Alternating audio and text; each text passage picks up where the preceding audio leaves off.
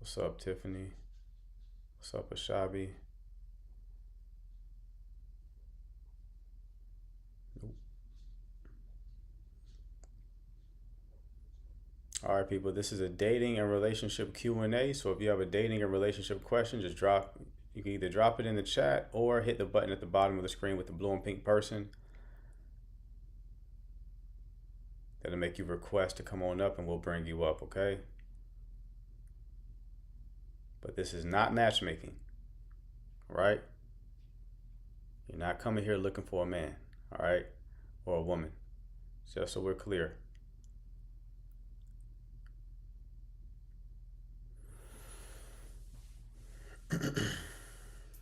Hello. Yeah, hello. Hey, how you doing? Hi.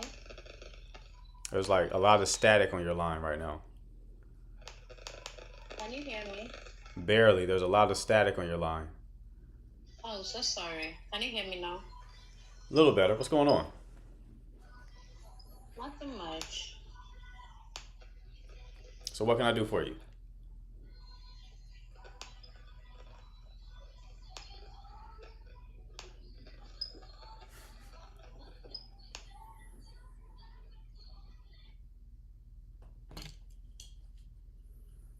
It's that what can I do for you? Maybe I need to rephrase that as a test. Because if I ask these people, what can I do for you? It's like their brain gets fried, man. They can't respond. It's always a pause. This shit is wow to me. All right, let's see if there's another request. What's up, Hannah? Appreciate your green eyes.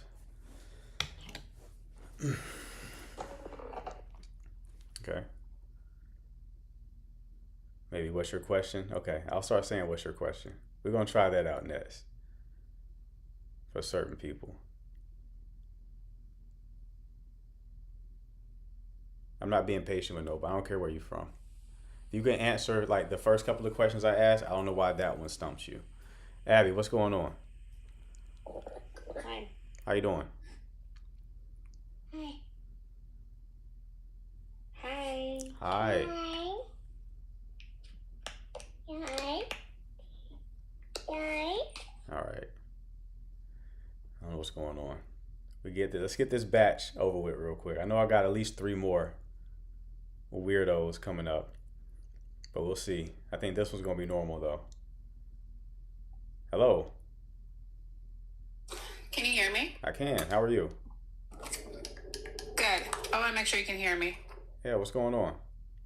Alrighty. I don't want to say quick question, but I just have a question in terms of finding the right time to walk away from a situationship. Okay. So I've been dating a guy for about like 9 months. However, I'm recently divorced, so I myself is also taking time to make sure that one, to be able to get myself out there and explore and date it again, because being 9 years out the game and finding like my experience of dating now is totally different from 10 years ago. Yeah. And just me being very intentional. The guy that I'm also dating is also recently divorced, and things picked off really well. And we will hang out. He didn't mainly plan dates, but I'll suggest the outings, and he'll say, "Yeah, let's go." And then he'll go. We'll hang out a lot. And recently, this past December, him and I had a situation where I felt like he was dishonest. Okay. And I called him out on his dishonesty instead of taking accountability or just, acknowledging how I felt.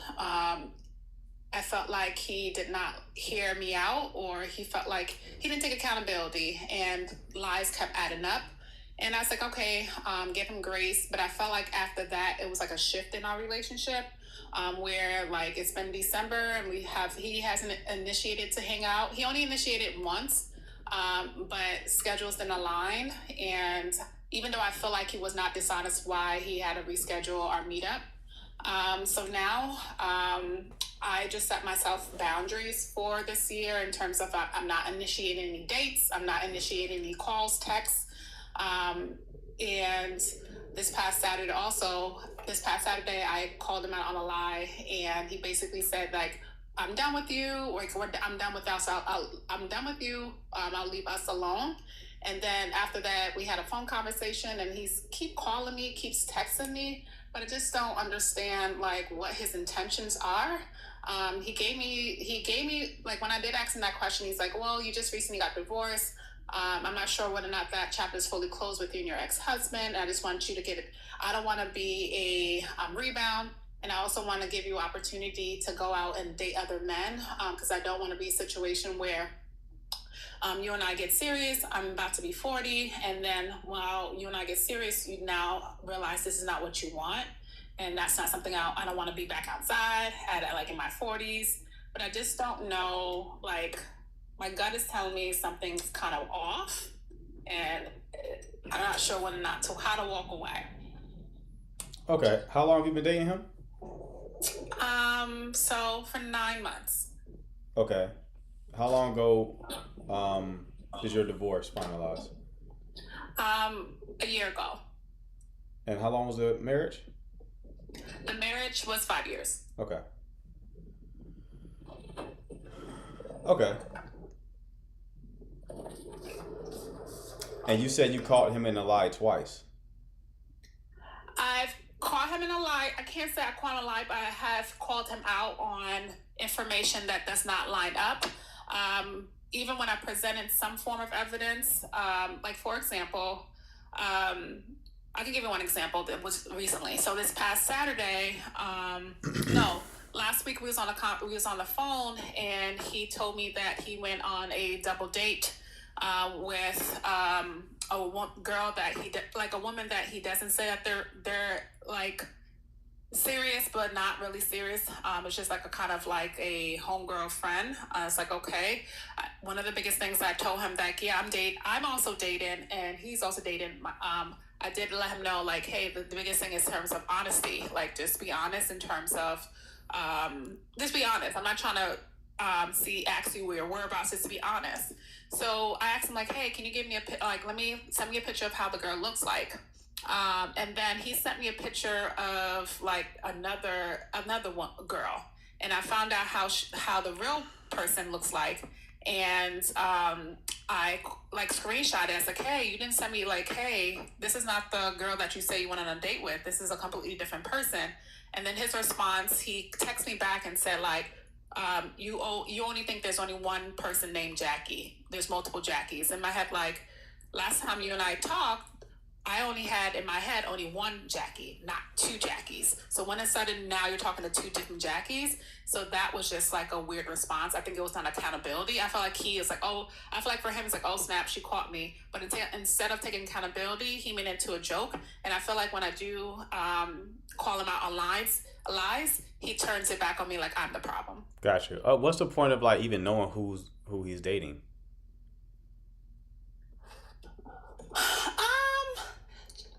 That's a good question. I think it was just a level of curiosity because he brings her up a lot, and he like when he went on a date, he sent me a picture, but it was like the back of her, and I never saw the front of her. So he initiated the first picture of her, and I was like, oh, I just want to see how she looks like. So it was just a level of curiosity. Yeah. It's not curiosity. It's more to it than that. Because then the question is, why are you curious, right? The thing is like, why is that important to you? That's the real question. Why is it important to you to know who he's dating to the degree where it even makes you curious, right? So there could be some insecurity there. There could be some degree of comparison, right? Seeing like where you stand, like, okay, does the girl look better than me? If she does, then that means I'm this is threatening to me, right? So there's a lot going on there. Ultimately, it's not going to work. 9 months, like. Some of his reasoning for not being intentional does pan out, like him saying he doesn't know if you are over with your ex-husband. Valid concern, but that tells me that even him even him starting to date you means that he was always going to treat this as a light casual connection. Okay. You didn't move on kind of fast. 5 year, like you've been with him for 9 months, but you got divorced a year ago. That's fast from a 5 year. You did not fully heal from that relationship. You hopped to somebody else. It would be a good move for you to kind of take some time to isolate and be by yourself for a while. And then in addition to that, it's like when you just start catching people in lies, even though the lies you're catching them in like have their own problems, because what you're trying to catch them in shouldn't really be your concern since y'all aren't in a relationship. Like you shouldn't be worried about who he's dating. But if people are lying to you, let's assume that he lied for some other reason, right? Like that's to me that's a non-negotiable because you can't trust the person. You can't build like. You can almost judge the quality of a relationship by how much emotional intimacy has been cultivated, and emotional intimacy rests upon a foundation of trust. So without trust, there is no intimacy. Like it makes it hard or impossible to even cultivate intimacy with another individual if you cannot trust them. So if someone is displaying signs you cannot trust them, then there is no future.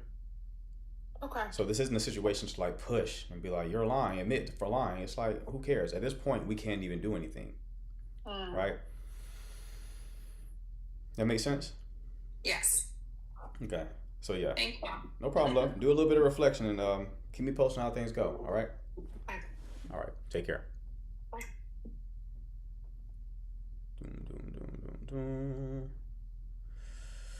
All right, Wynette. Let's bring Wynette up as well.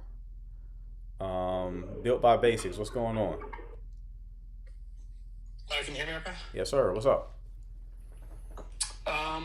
Got a little bit of a doozy for you. Okay. Girlfriend and I just broke up 5 years. Been about we lived together, but I moved in with my mom for the week just so her and I could kind of get some space away from one another, just so she can kind of feel what it's like for me not to physically be there. Moving back in on Thursday. Anyway, I've pretty much just royally messed up the entire relationship. I've kind of neglected her needs, but we've never really had good communication, stuff like that. I guess my main curiosity spikes is that I want her back. She knows I want her back. I was writing her letters. I wrote her a letter and I dropped it off at the apartment yesterday. But I guess when I moved back in on Thursday, I don't think I want to come across as overly. Like I still feel like I need to give her that space. I don't know the vibe or I guess the approach that I should take, or just physically being there could be enough, or I don't know. I know there's a lot to kind of process for sure. So what happened? So we've been dating for 5 years. Over the past 2 years since we moved in together, I kind of forgot that you need to keep the spark lit. You know, you gotta keep feeding that fire and then stoking it. Sure. So I stopped taking her out on dates. I stopped hanging out with her and her friends. She would ask me to, hey, let's go hang out with my friends. And I'd just be like, no, I'm good. I'm going to stay at home and just be a hermit and play video games. And I think a day after we broke up, I had realized that that's the person I don't want to be. I want to be present, and I want to be involved in the relationship, and I want to help make sure that it's continuously growing. So there was never toxicity, no cheating, no anything like that. And that's why I think it's really painful, is because I have nothing to blame but myself and my overall neglect of the relationship. And I just want her to know that I actually understand that. And I don't want to change just for her, but she's realized that I want to change as a person, and I just don't want to live my life that way anymore. But again, I think she's been going through this for probably 2 or 3 months now, right? Just battling with herself. Like, is this going to work out? Like, I don't know what to do. And then it all bottled up, because as I said, we have poor communication. So it finally bottled up, finally exploded, and here I am living with my mom for the week, which is a little depressing for sure. I hear you. So she broke up with you. Yeah. Okay. Were there any, like, in the last year or so, were there like a good amount of fights in the relationship? Were y'all fighting a lot? Arguing? No, that's the issue, is that we weren't fighting at all. We just kept living. Like, it was such roommate vibes. Yeah. Were there fights before? Like earlier?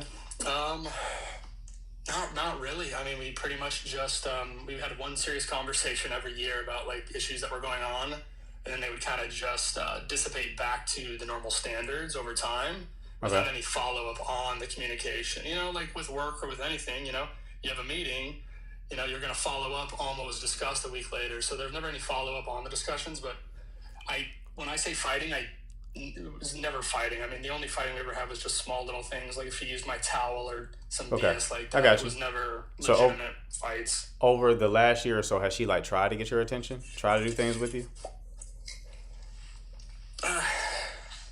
Not really. I mean, just the small comments here and there. Like, I would say a couple of months ago, I was playing video games for 5 hours, and then I came out of the room, and she was like, "Well, I might as well just be single because you're in there all the time." And I kind of just laughed and smirked about it and apologized. So it was the small little comments here and there, but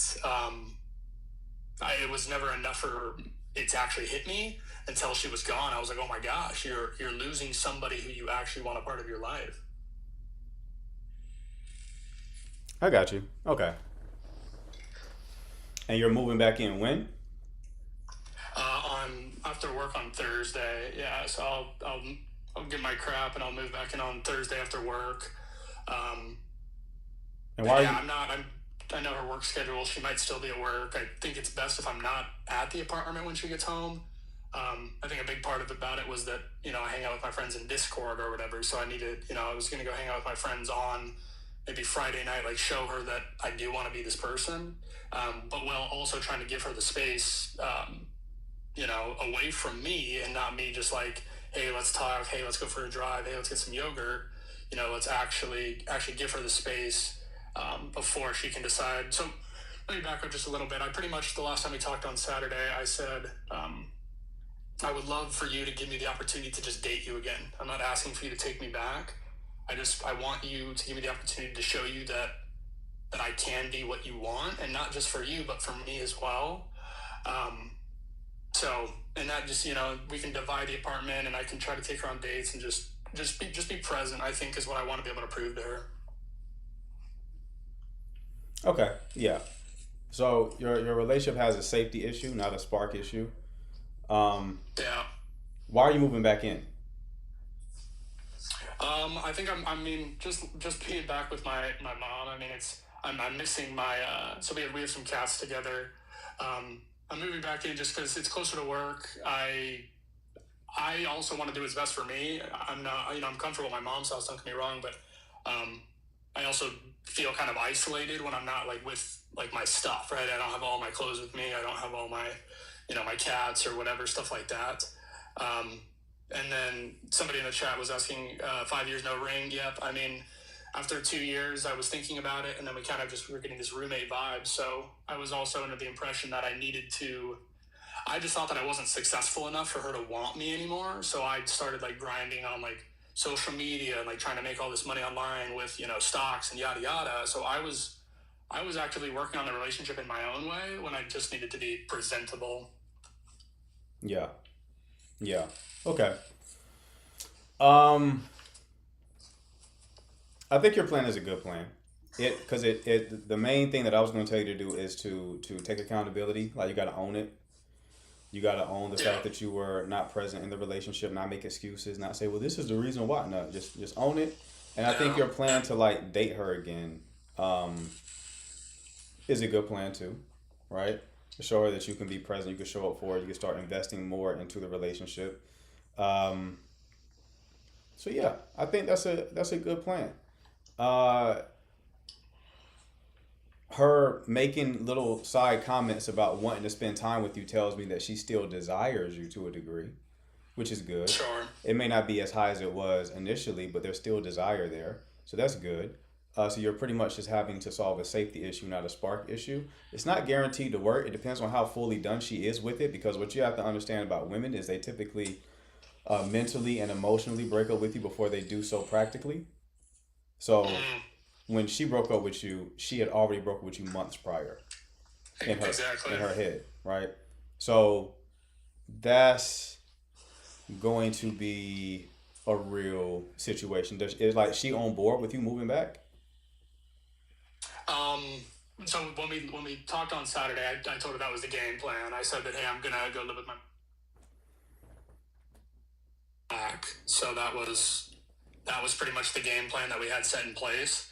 But again, if she needs more time to go over the fact that like I'm asking for that opportunity to date her again, that's totally okay. But I do understand completely that, she's probably been going through it for more than, 2 months, right? She's been battling with herself, and I'm just upset that I couldn't give her the safest atmosphere in order to communicate that. Because there was multiple times where I was like, hey, is everything okay? Like, something just feels off. And she never opened up to me. So we both had a really bad communication two-way street, and I just let it get out of hand. And this cataclysmic event has made me realize that she's someone that I don't want to live without, but I don't want to cling to her too tightly and make her feel pressure. I just want her to come to that realization herself, if that is something that she can get to by herself. And if not, I just need to accept that. Yeah. Yeah. Yeah, it's not guaranteed. Even you can go up to her and take all the accountability you want and have a plan in place, but like it's not guaranteed that she's going to be on board with even letting this plan play out. Why do you think over time you did start to neglect her a bit? I'm sorry? Why do you think over time you did start to neglect her a bit? I don't know. I think I was just getting focused on. It was this is like my second serious relationship that I had. So we moved in together. I'm 26 for context. I think that once we got to comfortability in our relationship, then I assumed that I needed to do all the heavy lifting myself, rather than treating her as a partner and somebody who I wanted to build, assets with and build growth with. I thought that I needed to be that alone, and that she would just be in love with me and want me because of all the things that I had, so that's why I think I started to slowly neglect her, is because I was like, oh, I need to figure my shit out or she's going to leave me. But the fact of the matter is, she was dating me before I even, I was working at Jimmy John's and I was making, $15 an hour. She loved me then. And now I, have a nice job and I'm a lot more comfortable. And I just assumed that I needed more for her to want me more. And that's what was lacking. Mm-hmm. Okay. Yeah, this is the best thing you could do in this situation. Y'all already live together. Some people are saying like you can't move back. It's like y'all live together already. It's not that simple. It's a whole process moving out. But yeah, give it a shot. See what happens. Have a conversation with her. See if she is in a place where she's even open to reconcile. But there are still like actual problems underneath the hood in the relationship, which is like ultimately it's like a communication thing, right? Yeah. And I think that's been a problem on both ends, is a lack of communication, a lack of transparency. So that's something that will also have to be worked on. But we gotta slay one dragon at a time. So right now, let's try to get you back in there. And I think taking accountability and trying to take things slow and kind of change the dynamic is the best move forward. All right.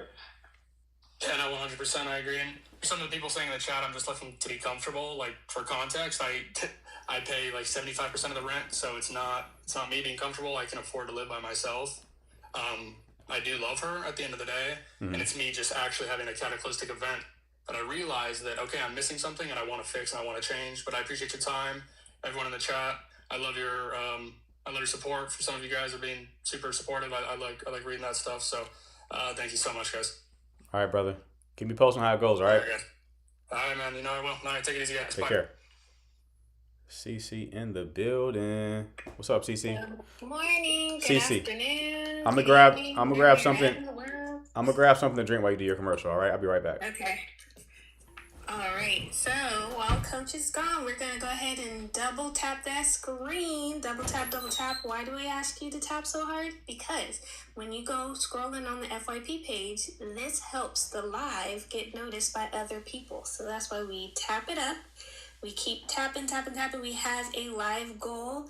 Every day that Coach goes live, it's going to be 115. If you were here for last night's live, we hit 150, okay? That's what we're talking about. So we have over 500 people, almost 600 people in this live.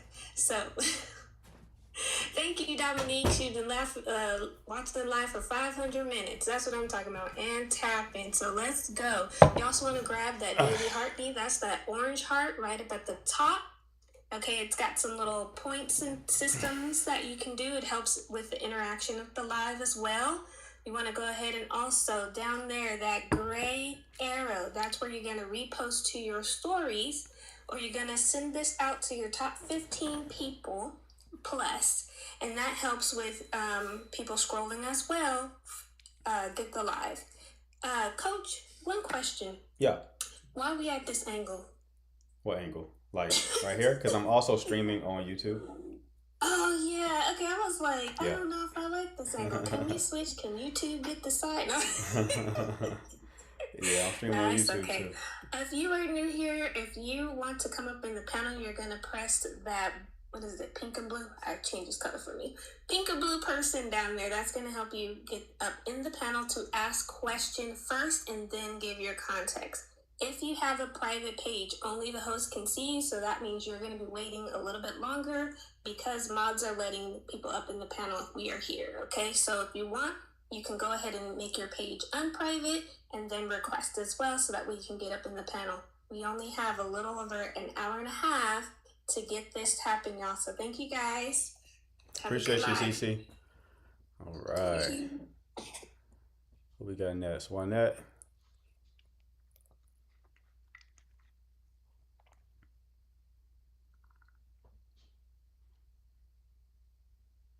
Juanette, you there? You gotta unmute yourself, love.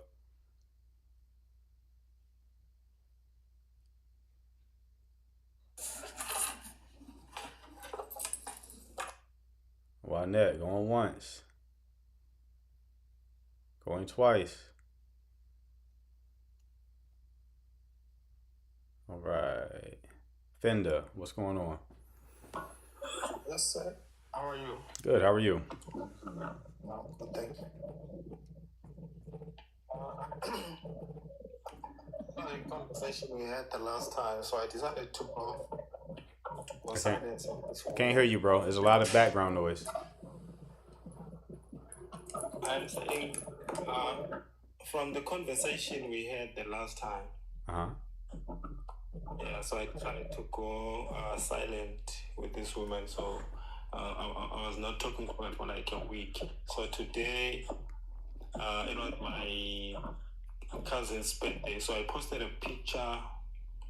Oh, before that, after the conversation we had.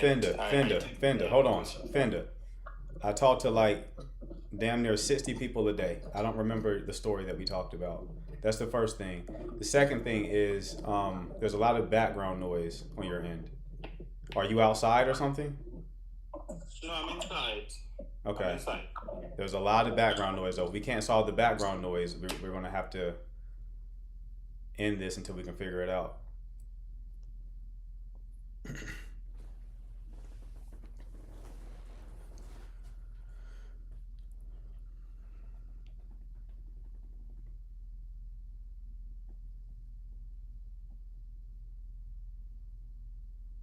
Fenda, you there?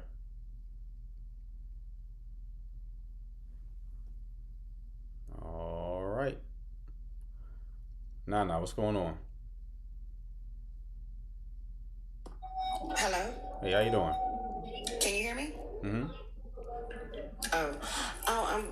Hi, I'm new here. I just heard the live and the young man that was talking. I really appreciate his honesty. I think that he was honest in what he was saying, and a lot of men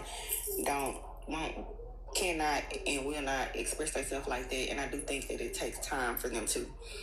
With that being said, I've been married 23 years, and I have the revelation that, well, my husband, I believe that he's having an affair with a coworker, and I just think this is temporary. I think this is how he feels right now.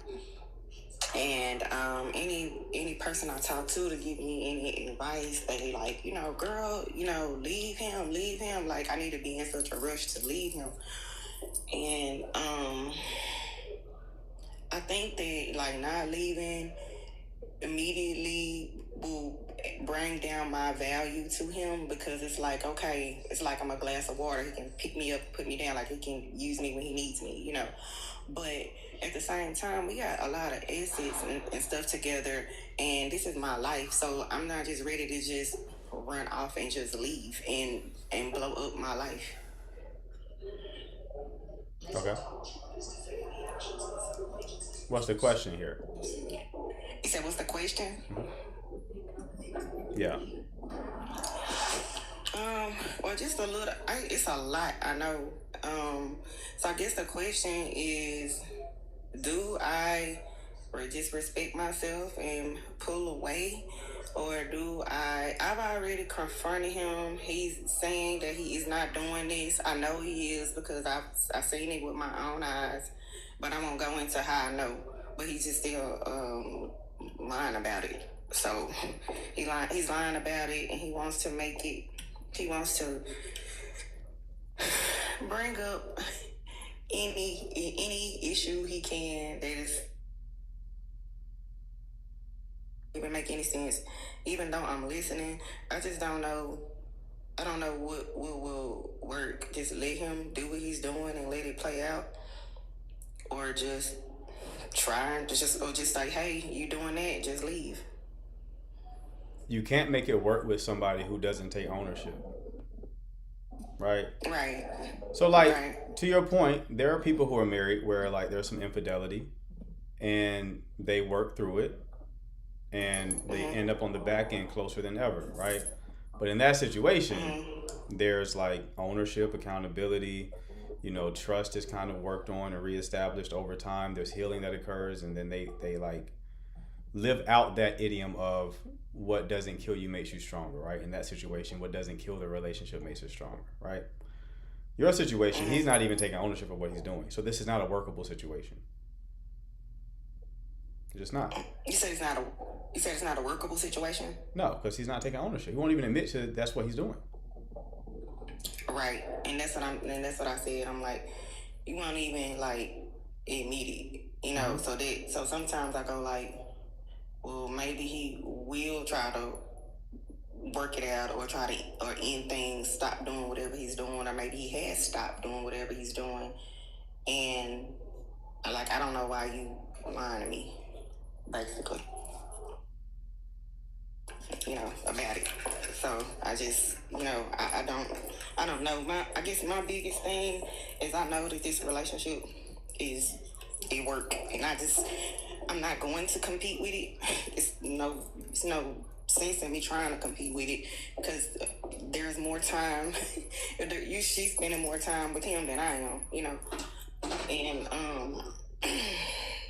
like it's been a long time. I just wanted to know your opinion, or to see if I'm thinking right. I guess the biggest question is, should I just go ahead and I know you don't want to tell people to just file for a divorce, but I'm just wondering, should I just be smart about it, get my money together and take the time to do that, or just be in a rush about it and just leave? I mean, you still have to worry about, like, the practical concerns. I don't think you have to, like, move out today, right? So it's like, will the marriage work? No, it's not going to work. Again, because he's not taking ownership, so there's nothing to work with, right? So, okay, so it's either stay in the marriage, and we already said it won't work, so now it's like stay in an unhappy marriage where, like, you're just resenting him forever, or leave. So it sounds like you're leaning towards more leaning and preserving your self-respect. Good, I would agree. But you don't have to do it, like, overnight. If there's practical considerations you have to make, that's fine, right? If you got to get your money up, find a place to stay, do all that kind of stuff, like, yeah, take the time to do that, but you just have to understand in your own head that, like, this is over, especially if he's unwilling to, like, even tell you what it is he's doing or admit to it. It's not gonna work. I mean, I think I kind of have accepted that already, because it's a work relationship. Like, I just feel like if it was just like a one-time thing, it'd been a mistake, but I just feel like it's, but I guess that answers my question. All right, love. Well, best of luck to you, all right? Thank you. All right, who we got next? Nakia. So I was working on, like, I guess, do you remember, like, me and my interactions with you, or not really? No. Okay. So, like, not dating yet, but working on it, like, building up to start. So, like, I've been working on, like, my look type thing to, like, So when I go to like be approachable type thing, you know? So like I watch like this woman's podcast and stuff, and like she touches on the facts. So like I just wanted like an opinion because you're a dating coach and like you're a man type thing. And oh sorry y'all, I was playing, you know when you're doing like your makeup and hair, you play R&B. I'm so sorry y'all. I'm so sorry. But yeah, I can turn my camera on and you could like, is it given approachable? Because like of course I know I look beautiful, but I'm trying to be approachable to be like date and take it serious. Like is it given like approachable or is it given like, I'm thinking I make the look, I feel like it's approachable. Like what do you think? Like it's giving jeans and a shirt. I can barely see you. Let me see. Hold on, let me turn my brightness up real quick. Let me see. I don't see anything wrong with what you got on. You look good. Like, is it given approachable? Like, That's more. you know? That's more about like how you carry yourself, right? So like approachable is going to be, yes, to your point, aesthetics. Like, do you look good? We already checked that box, right? But also like, how are you carrying your own energy? Like, is your body language closed off? Are you looking at your phone? Are you scowling like in your face, or are you living in the moment? Like, you know, engaging people, spreading positive vibes, like laughing when something is enjoyable. That kind of energy is the type of energy that gives off approachability, right? So like if somebody sees you like warmly engaging people, they're going to make that micro assessment that, okay, this person is open to engage, right? Whereas if somebody sees you like being a wallflower, they're going to second guess it. Now she want the host. The comments is, why if a woman comes up here looking any type of decent, y'all assume I want the damn host. If I want the host, why would I be asking him for advice? Right. Let's make it make sense, y'all. Right. No, but yeah, it's more so because I watch her name's Ashley Dalton. I watch her and like she's like realistic with like women, even not even just male centered, but like, you know, refining themselves in general and being a better woman in general. So like, okay, I like see her perspective and I watch like how she like lets other women know, make sure you're working on your fitness, your health, your look and stuff. And this is from a woman's perspective. So like, I know I watch you listen to your advice that you give men and women. So I'm like, okay, well let me ask him like what he thinks. And like, yesterday I went out by myself for the first time because like now I'm starting to go out now. Remember I told you I was like, you know, I was gatekeeping myself, but yesterday I went out and got myself some brunch and stuff, and like the chef came and spoke to me unwarranted, and he was kind and nice, and they like discounted my food and stuff, which I appreciated. There's nothing wrong either. So like I appreciate that. The waitress, they were all coming and having conversations, so I was like, okay, that's nice, you know. So like the energy was giving and stuff. So like I'm trying to just make sure, you know, it's giving. Like, so I don't know. Yeah, I would say that's a good sign. The comments is blowing me a little bit. Hold on, I'm so sorry, y'all, but. Yeah, it's more so, you know, I just want to make sure we attracting the right thing. I don't want to give, like, granny, like, uptight grandma when I'm dressing. Like, I do know how to be, obviously, you know, more, I don't want to get in trouble. Like, you know, the SEXY. Like, I know how to be, like, fine, but it's cold outside. So I'm trying to, like, dress for the weather, but to also, you know what I'm saying. I got you. Yeah, I mean, I think that was a good sign. You know, people coming up to you, engaging. That already shows that like you're catching some attention and you're giving out the right vibes. But remember, I don't know if I said this to you initially when we initially spoke, but you definitely like going out to brunch is cool, but you still want to position yourself ideally in environments where you see the same people over and over again, where you just are a regular somewhere, right? Oh, keep going back. Yeah, you can do that, or you can like find some sort of like hobby or activity that simulates the environment of like a job or school, where it's the same group of people. Like if you take a fitness class or something like that that's co-ed, or even the gym itself is the type of environment that I'm talking about, because it's like same people over and over again, which the men at the gym don't say anything to me. I know there's like this and I'm not even like a stinky sweater or anything, so it's not even like it's my hygiene or nothing. I don't know, I guess they just assume like, okay, she's working out, and like, I don't know, like I catch sometimes like fine men looking, you know, but it's never like someone, hello, how you doing, or how are you, or you know, maybe work on your posture better. This it's never like open to conversation. Yeah, it's like, because that's why I kind of the common advice tells men not to approach women at the gym. So a lot of guys just don't do it. But the gym is just an example, right? So it's like, I know run clubs are popular now. And that's like a lot of people are using run clubs as like a way to date people.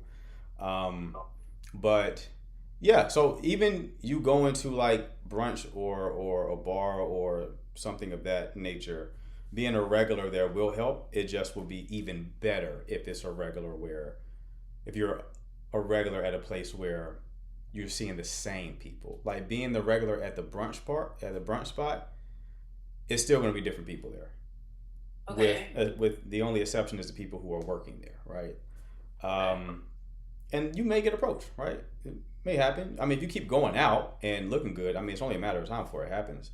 But if you want to increase the odds of it happening, you want to increase the frequency of it happening, be a regular somewhere in a place where you're seeing the same people. Okay, so and then weren't you saying like I don't speak first? Like always let them speak first to me? Not necessarily. You can definitely create conversations in a feminine way, right? Like, you know, I've given the example a lot of one of my mods, Hannah. She will ask for help. She'll ask for some guy to get something off the top shelf. She'll even like gently touch their arm when she does it to make it very clear. Right. Listen, you laugh at that. I've had 3 women in this live like 2 months ago did the exact same thing, Hannah did, and they all drastically improved their dating lives. Every last one of them, just by making that subtle shift of like making a request and then touching the arm while they did it. So, But doesn't that like make it obvious? Like, oh, she's here because she's looking for a man. Like she wants to be saved. Like, you know, like I don't know. Like I don't want it to come off like, because you know I would be going out by myself a lot. So it's just like, isn't that going to make it look obvious? Like, okay, she's obviously, you know, here all the time looking for a man. Like, you know. No one's thinking that way. A guy isn't gonna be like, oh, you're here for a man then. No, he's not going. He's gonna think that he's him. Right. Okay. That's a better way to engage or initiate an interaction than like some women, they get like masculine with the shit where they start calling the man handsome and like trying to get his number. Right. So it's like effectively taking his panties off. Like they just flip the polarity. You know what I mean? That's what you shouldn't do. But you can do it in a very like subtle, charming, feminine way.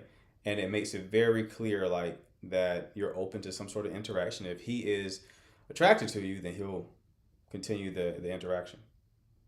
Okay, yeah, because like at this big age, I just have no game. Like I know how to have a conversation with men. Like I definitely like be on here conversating with guys, but it's because I know it's just conversation and we're cool talking. But like when it comes to like the whole like courting, like approaching stuff, like I be in my head and overthinking a lot, and like I don't know. So. You see how men feel, right? It's a very difficult thing. A lot of people just don't have the social graces nowadays as we had in the past because it's these damn phones, right? We just don't have as much practice with it. But this is a great opportunity to practice it a bit. Yeah, because like it is giving I'm too dang old to like be acting this damn like shy, but it's like, you know. But you can always change it. The woman who I told you, I mentioned, my mod Hannah, she has come from a background of being like more, I don't know if socially anxious is the right word, but I think that she wasn't very socially active for much of her life. And last year, her New Year's resolution was to like be more social in general.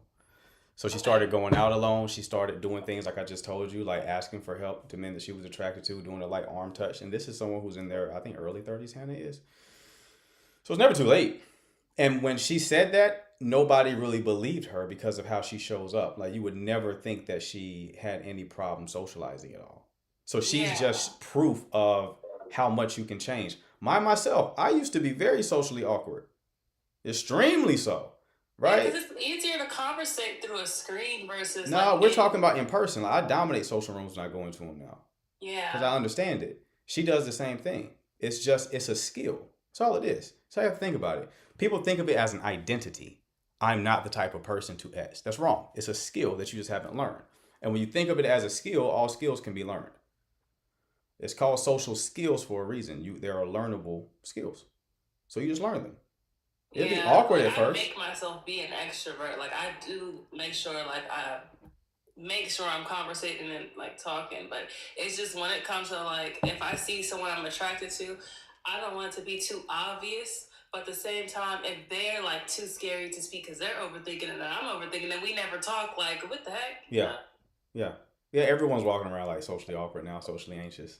But if you, I have like my mentality when I first started being more social is just go first. Most people are open to engaging you, they just don't want to go first. I know, and then that's why. And then you tell, like, as a woman, you said, like, really, you shouldn't go first as far as approaching and that type of interest, because then it makes me like automatically in chase mode, and that's the thing. Like, You're not but then chasing. you're saying You're like, not. You're oh, not start the chasing. conversation, it touches the shoulder. You're not chasing. I'll slide down the dang wall doing some shit like that. You're not chasing. You're creating an opening, right? Okay. So this is the same thing. It's within the same vein of you making eye contact. When you like sustain eye contact with the guy you're interested in, you're just creating an opening. You're just signaling to him that you're open to being engaged. This is doing the same thing. When you ask for help, you're just creating an opening. Now, if he doesn't take it, just leave. Okay, cool. Because I'm actually about to go, go out and to get some lunch. We're gonna do this again. This is gonna be day 2 at it. All right. Keep me posted on how it goes, Thank you all so right? much. No problem, love. Have You a take good care. day. Somebody said the more you do it, the easier it gets, 100%. But here's the thing, though. You got to keep doing it. Because I could tell you, like, I got to this place where I was extremely social, right? And I didn't do it for a while. And the old ways came back. And I was like, oh, this shit will atrophy fast if you don't make it like your default setting. Sabby? Hello, can you hear me? Yeah, what's going on? Hi, how's it going? Great, how are you? I'm new. Welcome. I've been on live and listening to everybody for about the last 30 minutes. So my question is, I have been on the bench a little bit for dating and not really out there raising my daughter, doing my thing, living my life. However, I was recently laid off back in December. And for the most part, that's been my focus to pivot and to find something else. But I'm financially secure. I'm stable. I have savings. And my friend recently set me up. And my school of thought is that, like, if you're laid off or unemployed or whatever, that you shouldn't really be out there dating. And she's like, well, why should that hold you back? And that doesn't even matter. And I'm like, well, technically it doesn't. I don't ever want to, like, get into something and have to start off in a lie or have to, basically hide what's going on with me. She's like, it's none of their business, and why does it matter? So that's my question to you. Do you think, and again, my old school thought is that you shouldn't really be dating if you're unemployed, right? Like, your focus should be finding a job. But at the same time, it's like, if you're financially secure and you have all the things that you need, and it's whatever, it's a private matter, does it even matter at that point? Yeah, I think the second one, right? It depends on the unique circumstances, right? So, like, if you are unemployed and that means you have no money coming in and, like, you're in danger of being evicted and stuff, okay, yeah, you should take every resource you have and deploy it at trying to fill that gap, right? If you are set and you have a strong foundation and the only thing you're missing is like a job, but like financially you're good, and you're just in the process of finding another one, no, that's different. That's a different situation. So how do you say something to a man, it's like, well, what do you do for a living? Or, I don't want to lie, but at the same time, I do play my cards close to my chest. I'm not really one like, well, I'm unemployed. I'm not going to disclose that, but at the same time, I don't want to lie. I want to be as transparent as possible, but at the same time, not having to disclose my full life story. Understood. Yeah, you can just be vague. What like industry do you work in? I'm a recruiter by trade. So you're working towards still being in that industry. Yes. So I'm in the recruitment industry. Like I'm sorry? You just say you're like in that industry, like you're a recruiter. Because you are. Yeah. You are a recruiter. You just don't work for an actual job right now, but it's like, it's still what you are, right? That's the career field that you're in, that you've already established like competency in, and you've already had jobs in. You can say I'm a recruiter. I'm currently in the process of looking for a role somewhere else, right? That's it. Keep it at that. You don't think that's being misleading or me? It's not misleading. It's 100% what's going on, right? That's what's happening. You are looking for a role. You're not you're not telling the whole story as to like why you're looking for another role and that you're currently unemployed right now. That may come up later. Right. Right. But when it does come up later, it's just a continuation of what you already said. It's not a contradiction. Okay. That helps quite a bit. Thank you. That was really all I had to ask. Thank you Okay, so well, much. you take care, all right? Okay. Bundle Barbie. Hi, how's everyone doing? Good morning. Good morning. How are you? So I'm doing well. This is my first time, so I'm very excited. I'm big on just love and relationships and everything. So I have been in a relationship for 9 years, Mm-hmm. and he recently proposed to me. Congrats. Not yet though. So in December he proposed. I did accept the proposal. Okay. But because we've been together so long and I've matured in certain ways, I just want, like, what I want from a husband is different from what I want from a boyfriend. So I'm an entrepreneur. Over these years, like, we've both been entrepreneurs, but my business, I've been more consistent with it. So my business just took off and his didn't. So he helps me in ways, but to be, pretty forthcoming, I'm more so of like, the breadwinner of our family, which is not a problem now. And it hasn't been a problem. Like, he'll do his duties and he still helps in other ways. But I just feel like if at some point as a woman, I want to possibly have like a child with him. We both have one kid each. They're 15. Mm-hmm. And I'm not sure if I want to have more children, if I don't, but I want these options available. I'm still young. I'm 30, and I'm like, it's time, to make these big girl moves. Like, if I want to make more investments, buy properties, do all this stuff, when you get married, all that stuff gets commingled. And because all of these things are primarily financially on me, I just want to make sure that the family dynamic works so that I can still be a mom. I don't want to just hire nannies and stuff like that. So I asked him, would it be okay if I take a step back from the businesses and, do more online social? I'm really good with social media, and it's just tons of ways to make money. I'm not tripping on me keeping my income consistent. But what I am concerned about is if I take that step back, will he take a step forward and say, what, I'll become a little bit more, go back to school, get these degrees, get these certifications, or make his business pop. And he hasn't done so. And I've been asking for that for like 3 or 4 years. So I feel like, the proposal was just trying to like making sure that he locks in his, he's not trying to like lose his lifestyle and stuff. So the love isn't lost, but I just kind of want and desire a little bit more from him, more leadership. I'm, just more. And I don't know if I'm wrong with trying to make these adjustments, or if I should just, what am I going to do? Just keep working and I call it a hustle. Am I going to keep hustling until I'm like 80? We have to have some type of plan, and I just don't see him making those plans or him leading us in the right direction. So I basically told him that I basically think we should break up, and I'm staying with a friend right now just so he can know I'm serious. And now that I've been gone for a few days, he's like, oh, I have these great jobs. I'm in school now.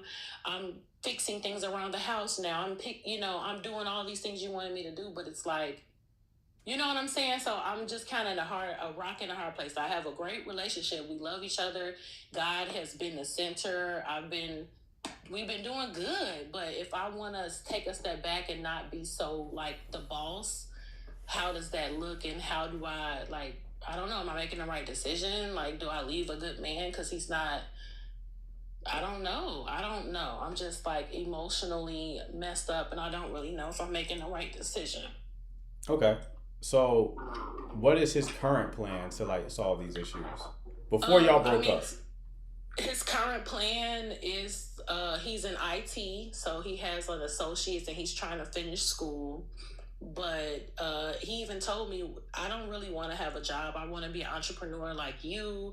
And the money you make is so good. I don't want to wait 2 weeks for a check. So he, honestly, to be really honest, he thinks he's too good for a job. So that's where the problem is no job is good enough, but you don't have any experience because you haven't worked in like 10 years, and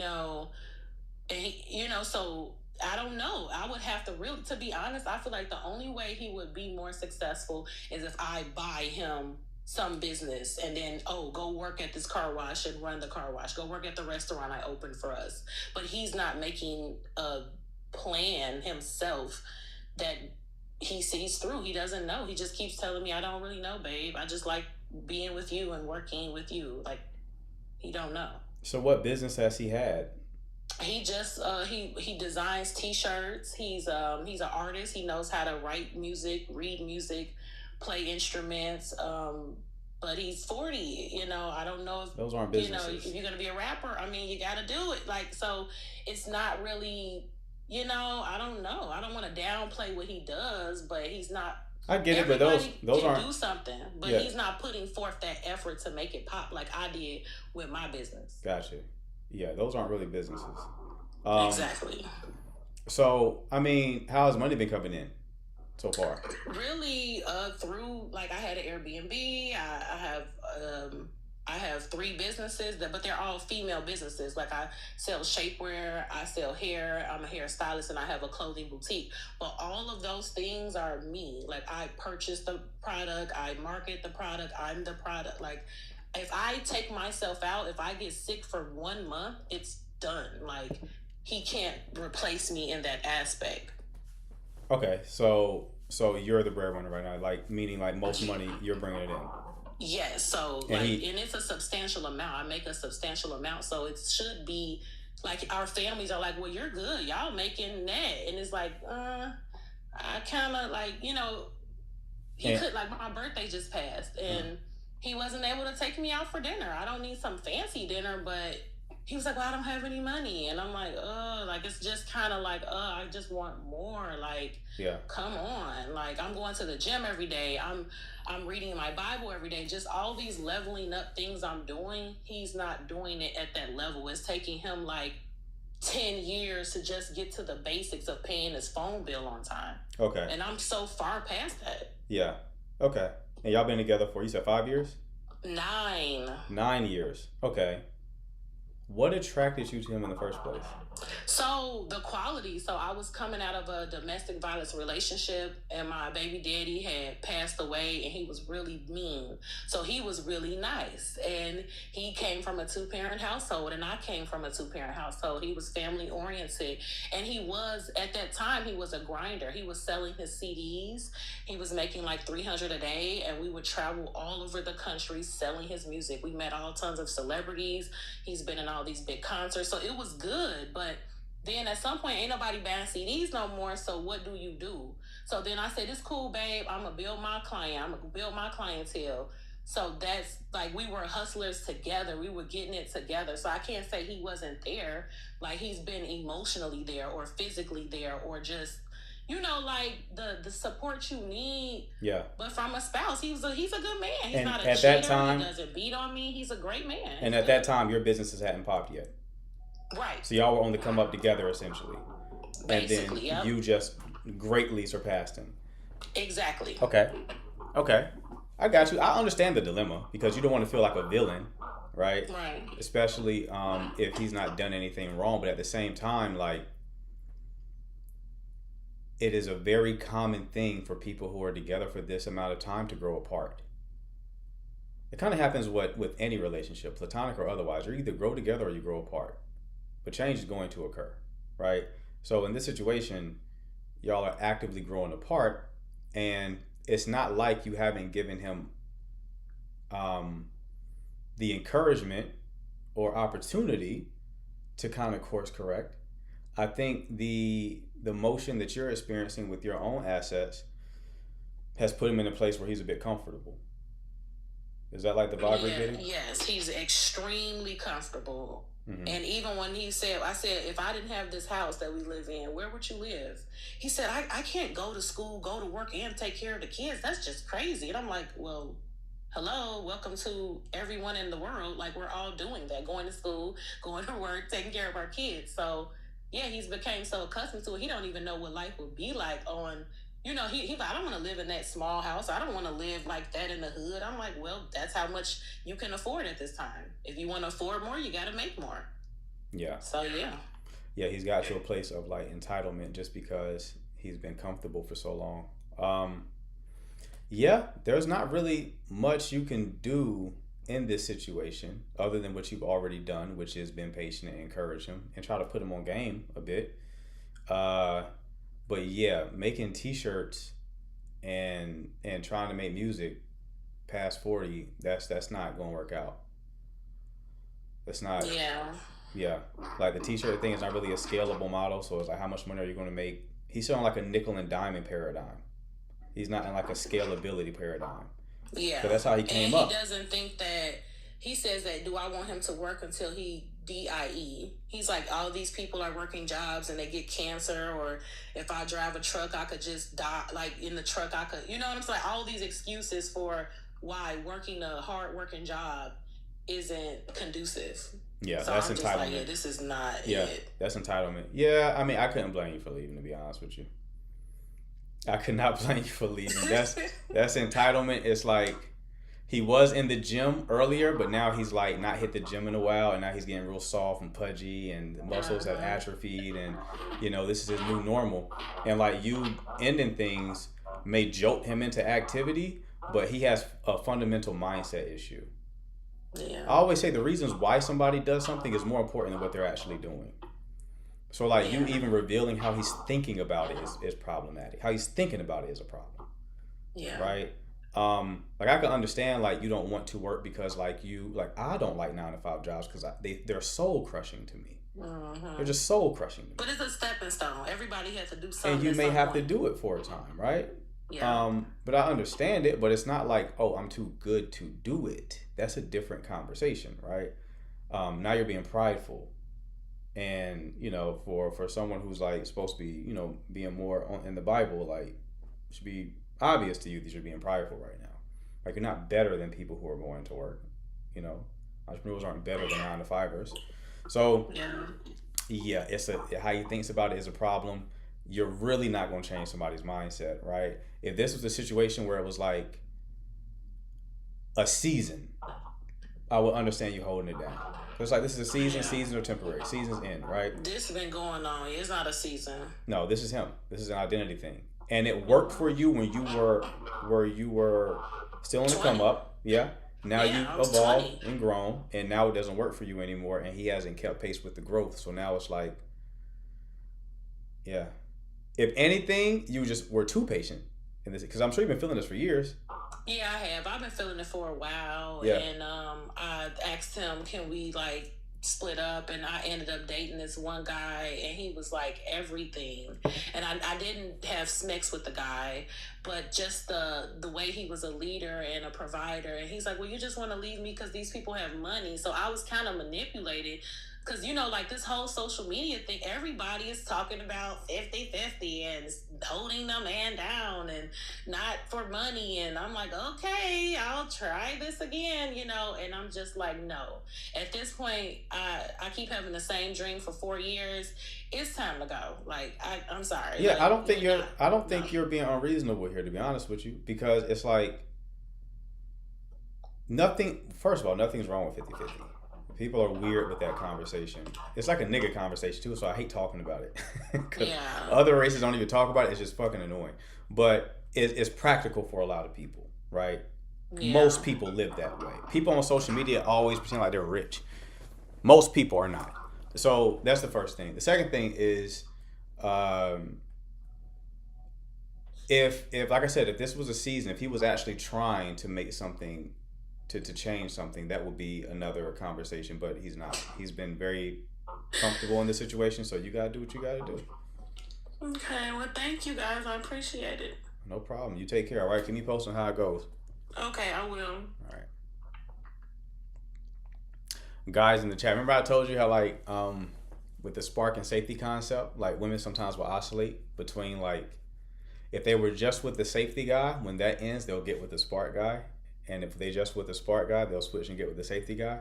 That's what she did in her situation. She was with like a toxic individual, but toxic men offer spark, right? Because it's exciting. Even if it's a bad type of exciting, it's still like a very emotionally stimulating experience. That ends, you go to someone who is like more safe. Just like when these concepts play out in real time. Express, what's going on? Greetings. What's going on, my quit? Chilling. We got another commercial break coming up. Quite, just a short one. Just a quick room reset, guys. Thank you so much for joining thus far. We see real-time examples of how the coach just gives us relationship advice that's just life-altering.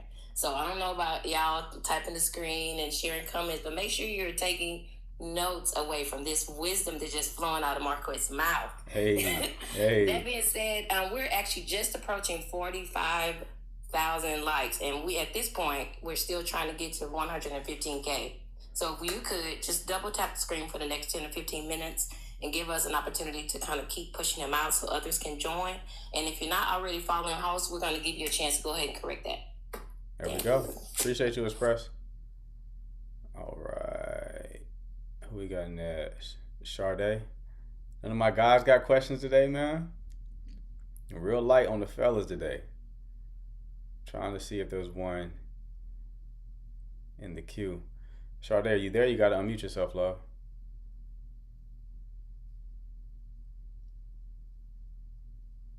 Okay, going once. Going twice. Okay. Yeah, there's no, I didn't see any men. I don't think Laverne is connected anymore. She might be taking a call. Coffee and Jesus. Let me see if she's still available to come up. I don't think so.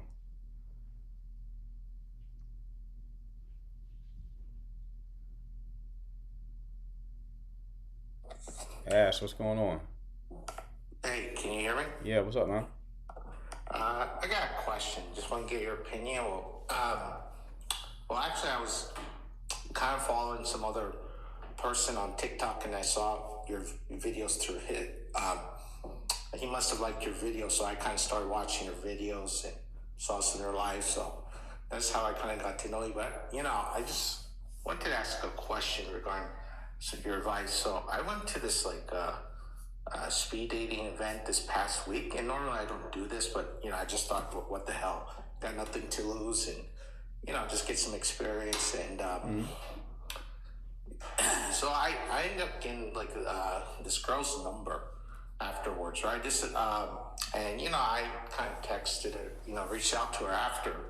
I said, hey, are you open to, I think we had a lot similar interests, we had a good time talking, would you be interested in kind of talking and see where it goes from there? And she said yes. So then I kind of, like I said, I kind of want to get to know her a little bit, but at the same time, I don't want to talk too much. Eventually set up some date or set up something. So I kind of texted her, but she hasn't responded in a day. How long do you think I should wait? And you think I should, and then if I'm going to wait, how long should I wait until I reach back to her? Because like I said, I think I'm interested in this girl, but I don't want to seem too boring, but at the same time, I do want to see if I can set something up. I asked advice from a friend, and he's like, just wait a day or two, just get her opinion on what if she, on her thoughts on like a coffee date, and then maybe try to, do that just to get her know better, and then eventually, down the road, take her to a restaurant and, go from there. Just want to get your thoughts. Got you. Okay, so how long have you been talking to this woman?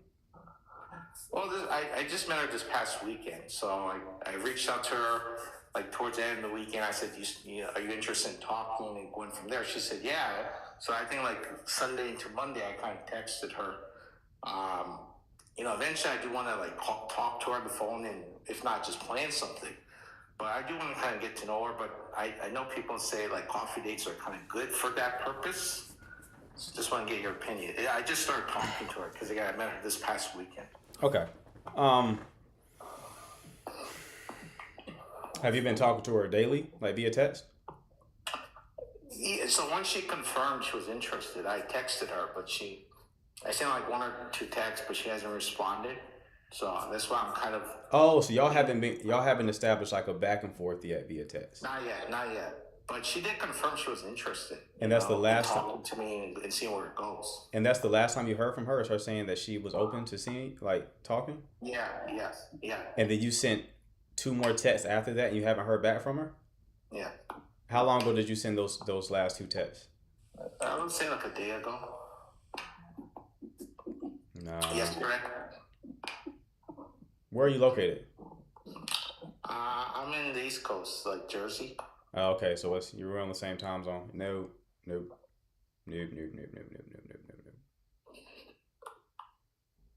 Not gonna work out for you, Chief. Unfortunately. Is it too soon, or did I make a mistake? I just want. Why do you think? Yeah, because like the context doesn't make sense. She's at a speed dating event, so she's kind of lonely, right? So she's at a speed dating event. That means that there's not many men vying for her attention right now.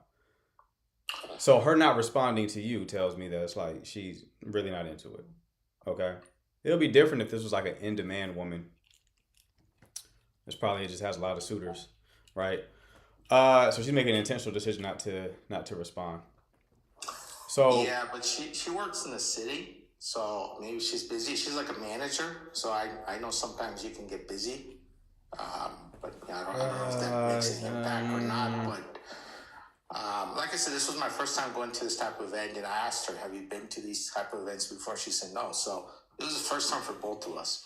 And again, like I said, speed dating, you talk to multiple people, so I have no idea if she exchange numbers or talk to anyone else. But at the end of the event, I asked her, "Listen, I thought we had a lot of similarities, some interests. And I was kind of confident enough to ask her, like, hey, can I get your number? And she gave me her number. And like I said, I asked her like a day or two, like, hey, are you interested in talking? And going from there, she said, yeah. But then, like I said, when I sent her a text or two, she hasn't responded. yeah. Now, sometimes, like I said, maybe she is not interested. But sometimes things come up, people get busy. But, I just wanted to get your opinion. I understand. But, I understand what you're saying. To your point, sometimes there are things that come up. I don't think this is one of those situations, though, Chief. Just contextually, it doesn't feel right. When you said you shot those last 2 texts over, what did you say? Well, I just kind of asked her what her opinion. Well, so my approach, and again, maybe it's not the right approach, was try to get her opinion on what her thoughts on the event was. Try to get her likes, dislike, things like that. Get to know her. But like I said, my plan originally was to kind of do that, get to know her a little bit, just to get a better idea of where I can take her on a date. But then I asked a friend, and he's like, why don't you just ask her on a coffee date? That way you get to know her better, and then, you can kind of go from there. Okay. I'm trying to see, like, how much information to give you. It's like, how much do I open the dam up? Okay. First thing, the way that you speak needs work. Okay?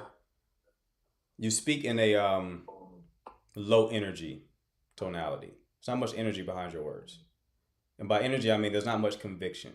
It's almost as if you don't believe the words you're saying. There's not a lot of self-belief behind how you speak, right? I'm hearing that in this conversation. I'm bringing this up because if you're going to be talking to a woman, it needs to have some energy behind it. She needs to know that you have vitality. You see how I'm speaking to you right now with a lot of conviction, a lot of power behind my words? That's kind of how you have to talk, okay? You're talking in a very weak, sedated. I don't mean no offense by this. I'm trying to help you. But that's how you're talking right now. So if you met her in a speed dating contest, I'm sure that's how you were talking then, right? And maybe she gave you her number because she was like, what the hell? But then that what the hell reasoning left her soon after. And now she doesn't want to talk anymore. That's the first thing. So the energy behind your words needs work. You need to just tone up the energy. Almost speak a little too loud than you feel is comfortable, okay? Second thing, the language that you use is also weak. There's something called high agency language and low agency language, meaning when you speak and the words that you're using, even via text or in person, do you come across as like a leader? Do you come across as someone who's sure of themselves? People who are very sure of themselves don't say like, if you're interested. They don't even use that qualifier. They assume the person is interested. We should meet up sometime soon for a drink, right? Sounds a lot better, and it's more attractive version of communication than, hey, are you interested in connecting? It sounds like you're placating to her. You are effectively pedestalizing her just by using that lingo. Does all this make sense? Yeah. So I think this is where if the guy's more confident in themselves, not only like the way you approach, but the way you kind of speak with her. I think that's what you're trying to say, right? Like, Yeah. just be more confident in what I'm saying and 100%. have, like, some meaning to it, and something like that instead of like a regular kind of boring text, I guess. Exactly. There's way more, but like this is going to be just off this conversation, this interaction. That's like the main thing that I see. So you want to, sometimes you got to overcorrect a little bit. Like I used to be a type of person, not to the degree that you are, but like would speak lower, like a little bit quieter. I would talk to people, they would say, huh, right? When I was a bit younger. And I had to like unlearn that and start speaking with a bit more conviction. Now it's my default setting, right? It's not an issue anymore. So you just have to learn that. Again, like I told the young lady earlier on the call, these are all skills.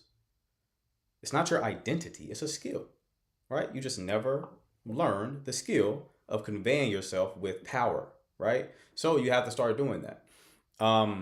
With the word choices as well, like you're not asking for permission.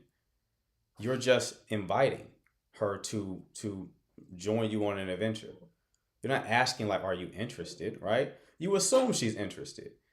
You assume positive things until like you are overtly told that's not the case. I tell guys all the time, you should assume attraction. Maybe she's not attracted, right? Maybe she's not, and she'll let you know if she's not.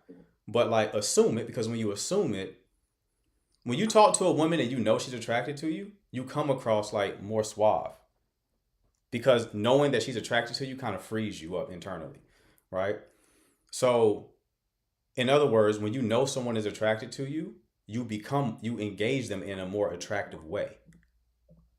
So a good way to shortcut to that state, that more attractive state, is just to assume that she's attracted to you and speak from that place. Then if she's not, it's all good, right? So easier said than done. Everything I just said, I understand that. It's going to take practice. But the beautiful thing about learning a skill is once you learn the skill, you now have the skill. Once you know how to ride a bike, you can now ride bikes. Okay? So it's a worthwhile investment. Does it all make sense? Yeah, I appreciate your opinion, and it definitely makes more sense. And again, you just gotta keep trying and trying to improve, and there you go. Eventually some it'll work out with someone. So you got the right mindset, man. This is gonna work for you. If you put in the reps, it'll work out for you. I promise you. So keep me posted on your results, okay? All right, sounds good. All right, brother. You take care. You too. Express that grab the course. I'm terrible about marketing my own shit, bro. I'm so oriented around like helping that I forget like, oh, I also have shit to sell. Anyway, Justin, what's going on, man? Hey, hi. I know I was here last night at around 10 o'clock. I kind of just want to come back and say thank you for the advice that you gave me yesterday. It really kind of helped me put in the right mindset. But I kind of had another question in regards to the reason why I asked you that question yesterday is because my wife was the one who came to me last night and told me that she feels disconnected. Got you. And Okay. I believe the reason why she felt disconnected is because I was so tunnel visioned on that business, on making that future happen. And that's when it clicked in me where I was like, oh shit, like what if I'm making my wife and kid feel like they're like being neglected, like they're not connected to me. Sure. And while I was able to make it up, on Monday, and I'm making it up today, when the little one gets out of school and all that other type of stuff. I just wanted to ask, do you think it's more impactful to take her out on a date, like actually take her out on a dinner date on a weekend so she feels more connected. You know what it'd be? That same impact. You want to know what would be the most impactful if you can pull it off? Yes. Invite her on building this business with you. Make her a part of an adventure. Co-create this experience. Okay. You're connecting, and now she's feeling used, like she's positively contributing to your vision. And it's crazy that you say that, because she has actually told me that, you know, she's thought about putting money towards it. She's thought about investing into a part of the business because she's a teacher. Mm-hmm. And she's trying to find every way to not be a teacher anymore. Like, these kids piss her off. Mm-hmm. And then she comes home and she has to deal with her own kid, and she's just burnt out. There you go. After that. Like, she doesn't even want, like, she wants to have energy to play with her child, but she can't because she just got done from a 7 to 5 dealing with other kids. Right. So I thought, you know, like, and we've talked about it, I was like, if you want to be a part of this, if you want this to be your next big thing, like, I'm not trying to take away with what you want to do. You want to be, you know, a therapist, you want to be a psychologist. I don't want to take that away from you, but if this is something that you want to be a part of as well, and like, you can run away from what you're doing right now, I would love for you to do it. Don't think of it from the perspective of identity, because it's kind of the conversation you're having now. Like, instead of being a therapist, become this. Think of it as an adventure. Right now, you're treating it as a mission. Cool. Yeah. But missions can be boring for the women in our lives. For us men, missions are exciting, right? Women want an adventure, though. So treat it like an adventure. Think of it that way. Just reframing it to that in your head will give you creative ideas on how to include her. Okay. Right? Have her included in the process. Find ways for her to meaningfully contribute to the vision. Just because you know her so well, you know what her skill set is, and then have her play her own role there. That doesn't mean that she has to be a part of this business forever, but it does mean in the interim, it does make it creates the scenario where you kill two birds, one stone. You're still working towards building the business. Now your wife is included. She doesn't feel disconnected anymore. And then when y'all get to a healthy space in the business, she may then go and pursue her therapeutic goals. That makes sense. Okay. Oh my gosh, this is all so helpful. As I said yesterday, you know, I had a dad who told me that me doing any of this was just the weakest point possible. And I also had a mom who was like this. So when you have two very strong personalities that made me believe that if I opened up and I asked questions, that I'm in last place, I'm not in first place. I feel like that's kind of where this is all coming from, and I'm healing. I'm trying to get better with it. You know, my mom is still in my life, and she's still. It's hard for me to get her out of my life. That's actually one of my other problems with my marriage is my mom's toxicity. Mm-hmm. She knows how to get under my skin. She knows how to trigger me. Yeah. And my wife hates it. Mm-hmm. Like, she hates seeing it. She kind of judges me for taking it, but my problem is I know I'm grown. I'm 25 years old. I know I shouldn't be taking this from my mom anymore. But it's the PTSD that gets me every time.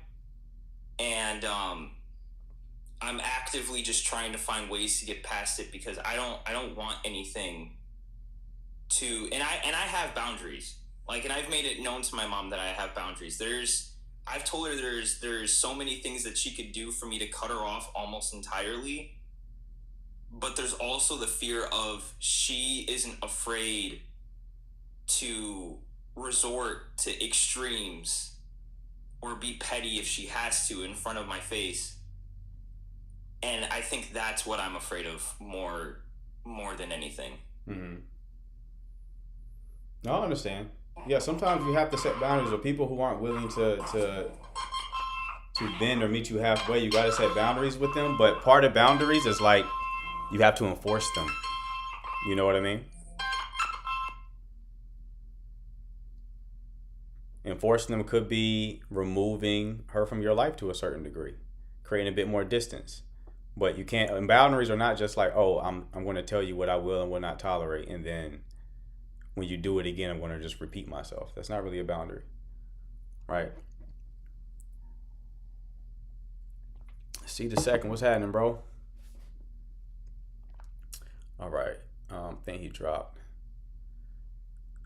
I don't think Info Brain is connected, so we'll end that. Serena, Hello, how are you? how you doing? Good. So I just have a lot going on right now. So me and my boyfriend of 5 years split up 5 days ago, and we've been pretty much no contact for the most part for the first 3 days. Mm-hmm. And I saw him yesterday, and we both broke down and held each other, and he told me like this is the end, and that if there was any hope of us ever being back together again, that we need to go no contact. And I'm trying not to hold that hope, because I know he's very serious in what he's saying, that we are done. And I don't know, I'm just looking for some advice, really. What specific question do you have about this situation? Should I don't really know. I don't know. I just want to know how to cope, I suppose. Like, I haven't been sleeping. I've lost 5 kilos since Friday.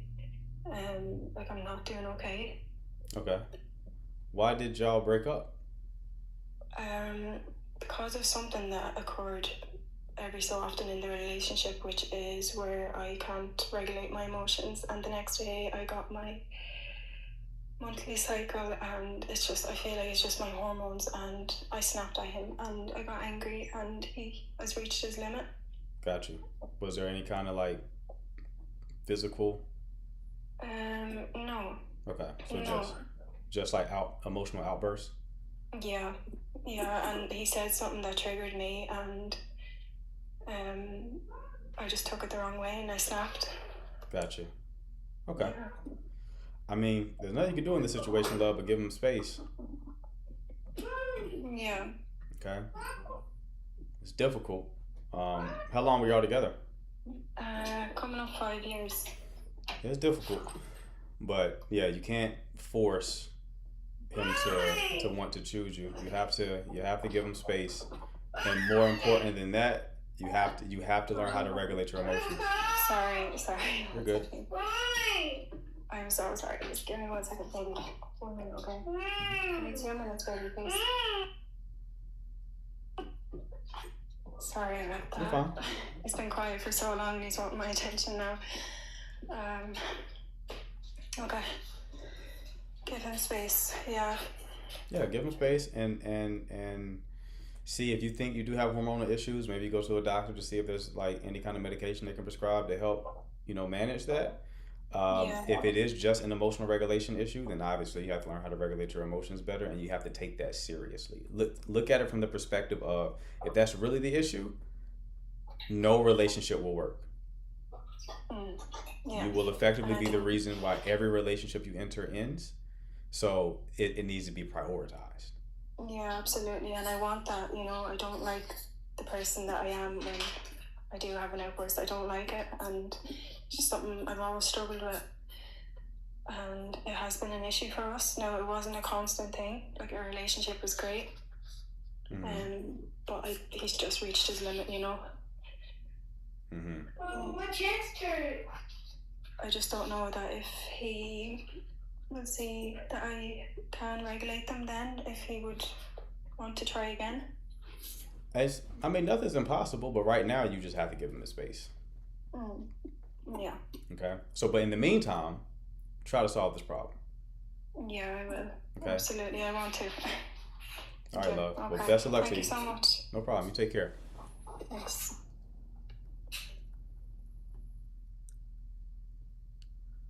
Quite a few people in the queue. Let me see who I want to bring up.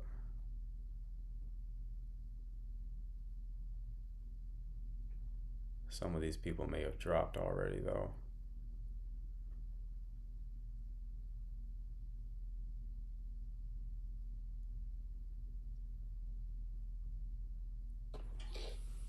Marie, what's going on?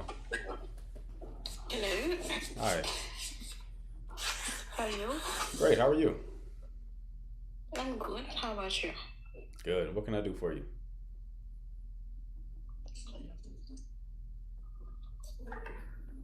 Do you have a question, Marie?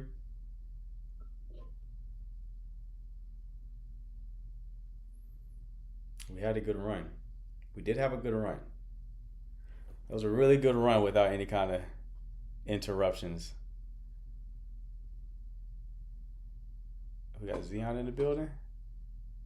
Hey, Big Zob. What's up? quick question. How do you handle a homegirl and a girlfriend at the same time, or is that just not possible?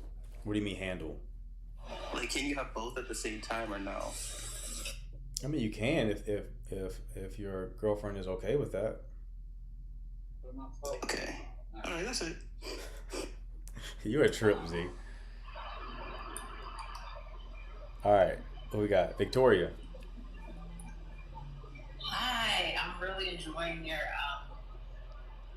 message in this group.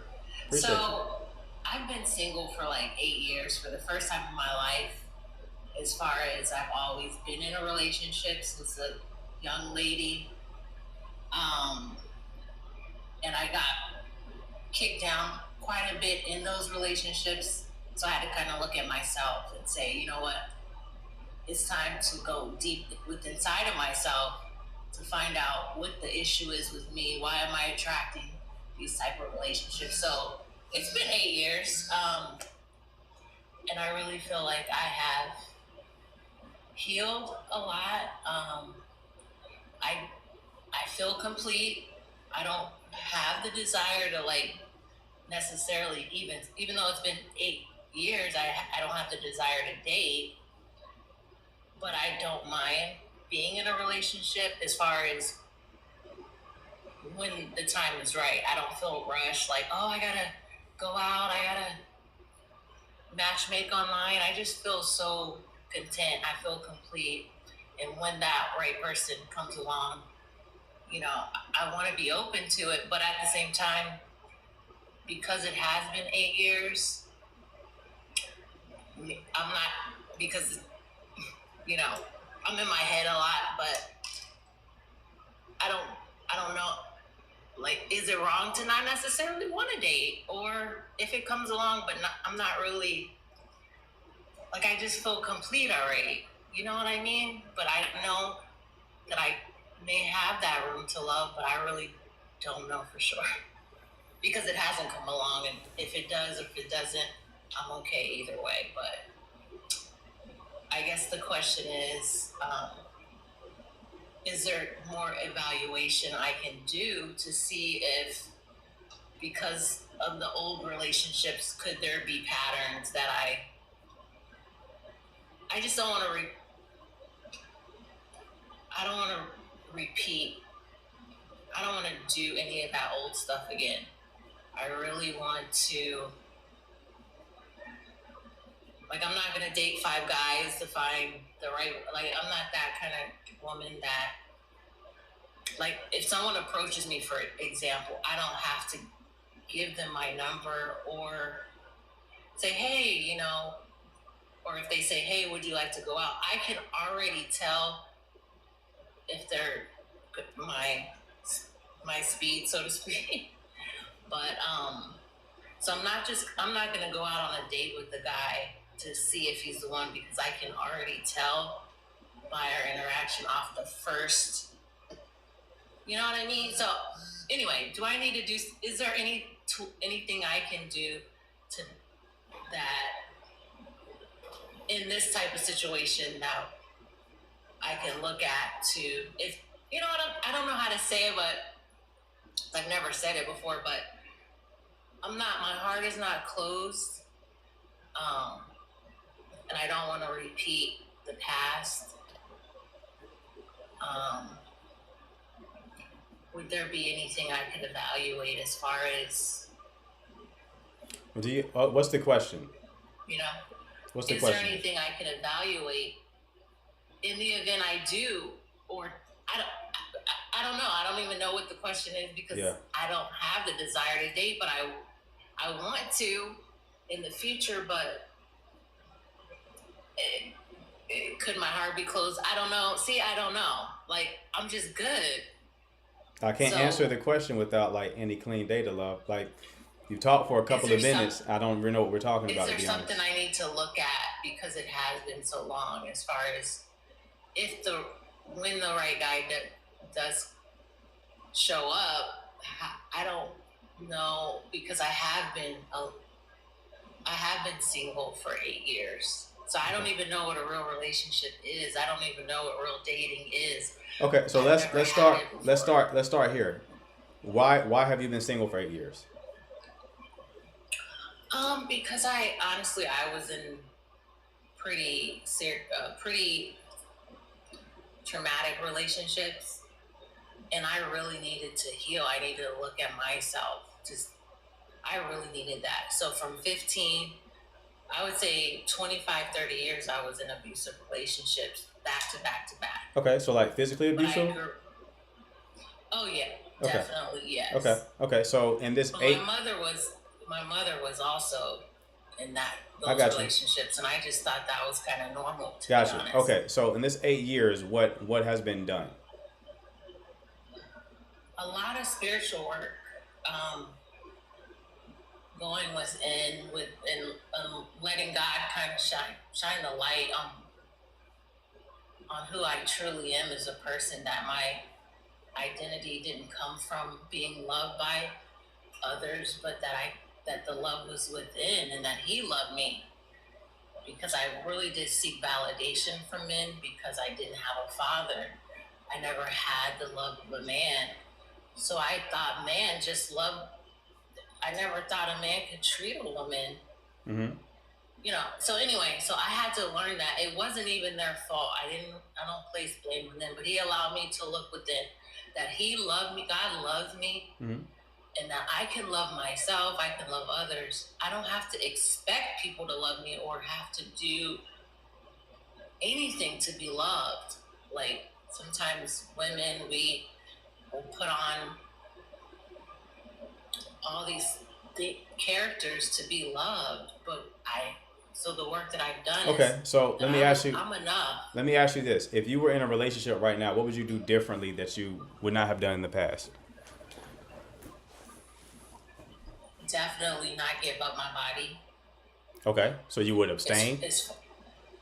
No, absolutely not. No, would you? Not would because I don't. It's a beautiful thing, a gift from God. Okay. But it blurred the lines for me, because when we do that, you know what happens. You know. Sure, but why? So when would you give access to your body?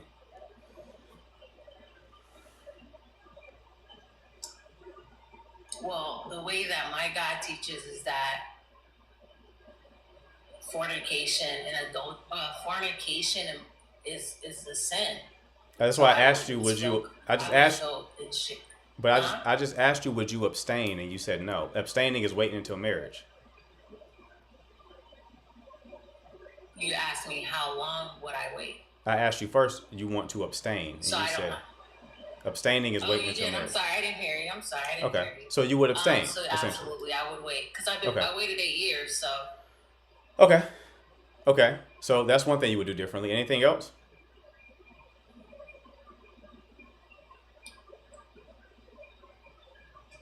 I would listen more. Honestly, I would want to hear His heart instead of feeling like I have to pour out mine, because I do like to talk a lot, as you probably can see. But I like to be myself, and I like to share my heart, because that's where I speak from a lot of times. But that's what I found is you're not supposed to really do that right off the bat, which they teach you now. You know, you're not supposed to tell like certain things about even your past. Like me telling a guy, "Oh, these guys did this to me." Like, I don't want to even go back there. So I would listen more. I would listen to Him. I want to hear His heart. What is He about? Like, not just the first week, the first month, I mean, it could be a year, it could be 2 years, and I'm really looking at him and not feeling like I have to do all the pouring out of my heart. Even though there's depth in my heart that I would naturally want to share. So you try to answer my questions in like one sentence.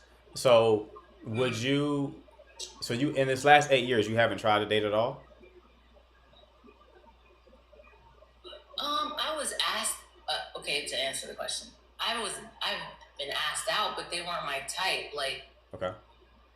So I wouldn't be opposed to it if they were attractive to me, and I could read them, because I read really well. I could read them and say, nah, he looks good, but the way he approached me, I didn't like that. Or I could just tell right off, because I have a lot of experience with relationships as far as what I like, what I don't like. Beloved, you're going off you're on your fourth sentence right now.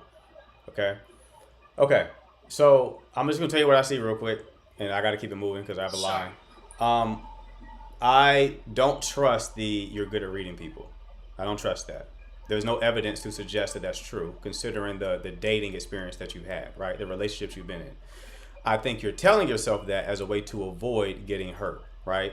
So you're probably engaging men, and then you're finding some reason not to deal with them, right? You're like, oh, this person did. Oh, I didn't like how he said that. So that means he's probably not someone worthy of having a relationship with. It's not good. That means you have an intimacy issue. That means you're afraid of getting close to somebody because you're afraid of getting hurt, because you've experienced so much hurt in your past, right? So it's good that you have a connection with God and everything now. That's perfect. That's great. I'm a Christian myself, but you might need to also have some sort of professional intervention so you can understand this stuff a bit more. All right. But I wish you the best of luck, love. I have to go to Katie now. You take care. All right, Katie, what's going on? I don't need personal help.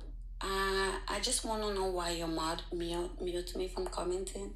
You probably said something annoying. All right, who we got next?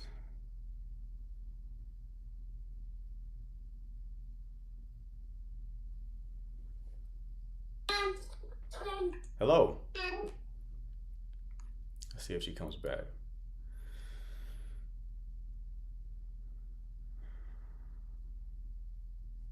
Say everyone's so confrontational. People don't know how to read the room, man. This shit's so fucking annoying to me. Hello? What's up, man?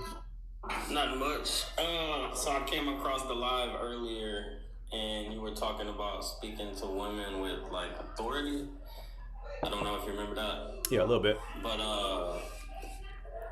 in terms of doing that, how do you do that without them feeling, you know, as if they're being babied, or to where that they don't, you know, pick up that flight mode in them to where they start like, you know, you're not my father, you know what I'm saying? Yeah. It's not like that's your default setting like 24% of the time, or 24/7, right? It's like when you're trying to move things forward and progress, you just speak with more certainty. Like you just assume that that's going to be the situation, right? So it's like if you're trying to ask her to make plans with you, you assume that she wants to. Let's go here Saturday. Now, like, hey, would you want to maybe, you know, like a lot of guys talk like that, right? Because no one ever told us not to. So it's just like women really respond to like men who are kind of dominant, not commandeering, not controlling, but like dominant in terms of like, I'm sure of myself. I'm sure of the direction that I'm heading. Could you explain the difference between dominant versus controlling? I think controlling is going to be more so like, it's more so like an internal posture that has like outwardly manifestations. So it's like, let me try to see if I can give you a practical example of it. Like I've seen videos of guys who like try to become more dominant, right? They'll be on a date with a chick, and let's say they go to a restaurant and he tries to like order for her. And she's like, oh, I don't like that. He's like, no, you'll like this steak. I'm sure you just trust me. You'll like this. That's a little bit controlling, right? You're trying to impose your will upon somebody. When you're just a bit more dominant, it's like you make a request, you just say it in a way that's like with certainty. And then if they respond where it doesn't work for them, you bend a little bit, right? It's not like, oh no, I said we're going for drinks this Thursday. It's not, Right. you're trying to change it to Friday, right? Now you're being controlling, right? It's like, no, there is a tension to manage. But a lot of guys just, they have never been taught that, and they have no awareness that they're doing it. You know, a lot of guys grow up in single parent households, their mother raised them. So they don't really have that masculine influence a lot of the time, unless they get it from like sports, right? Where they see like a coach, or they're around some the fellas, right, growing up, and they kind of pick up on certain things. But that's going to be the majority of it. Alright. I appreciate the time. All right, brother. Take care, man. Alright. How do I get off? Oh, I got you. I'll disconnect you. All right, who we got next? Uh-oh, wrong button. He said we need more of those. Ladies feeling, buddy? I don't know if he in the chat. Y'all better shoot y'all a shot.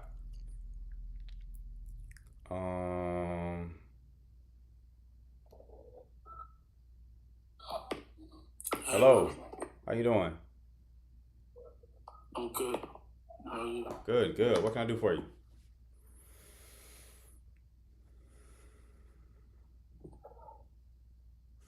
I'm actually an artist.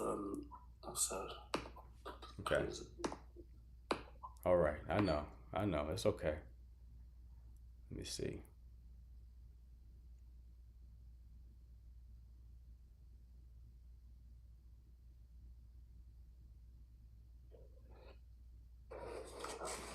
Hello. Hello, can you hear me? Mm-hmm. Yes, so my question is kind of just making sure I make the right decision. I've been married for 7 years, and I've always caught him on dating websites and such. And here lately, and this also is why his last wife divorced him, and we have a son together. And I caught him also. He has been hiring escorts and meeting at hotels. And I finally realized that I think he's kind of narcissist and only cares of himself. And I don't think he's ever going to change. I just want to make sure I'm doing the right decision. I did ask for a divorce because I know I deserve better. And I just want to make sure, from your point, you seem very smart, that I'm making the right decision. Yes. Okay, thank you. No problem, love. You take care. Thank you. Express back in the building. What's up, Coach? I just wanted to jump in real quick because we are so close.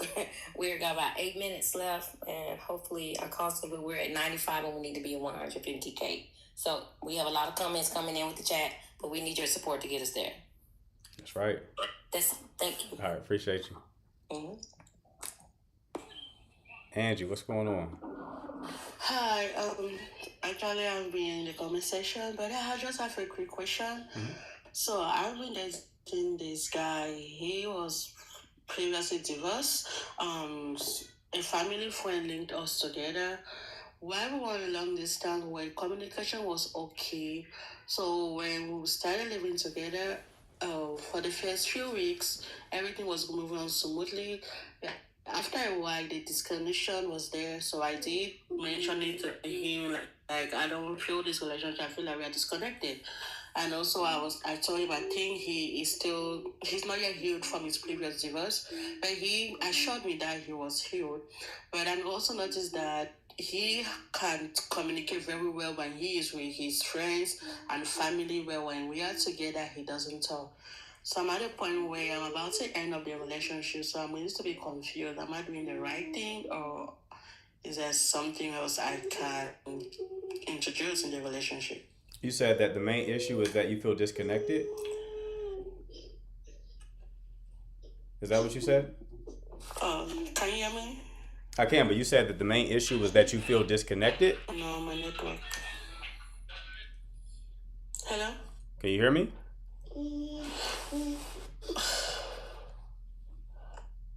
connection. Can you hear me? I can hear you. Can you hear me?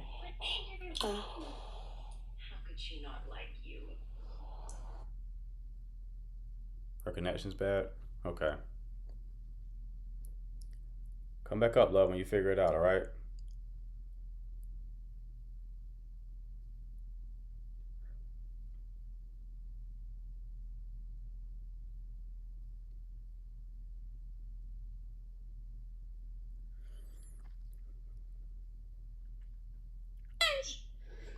Hello.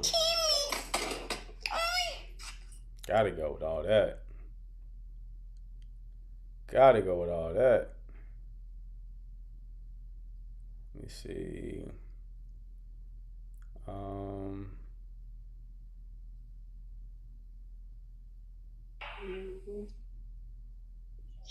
Coco, what's going on? Oh, I'm sorry. I wasn't trying to get on. Okay, no worries. I'll take you off.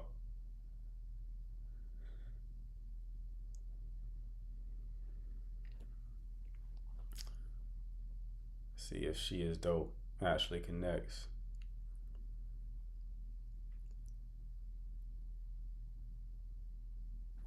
It's not looking like it. We'll give her a few more seconds. We'll bring somebody else up in the meantime. I don't know why that Katie chick keeps trying to request to come up. What more do you have to say?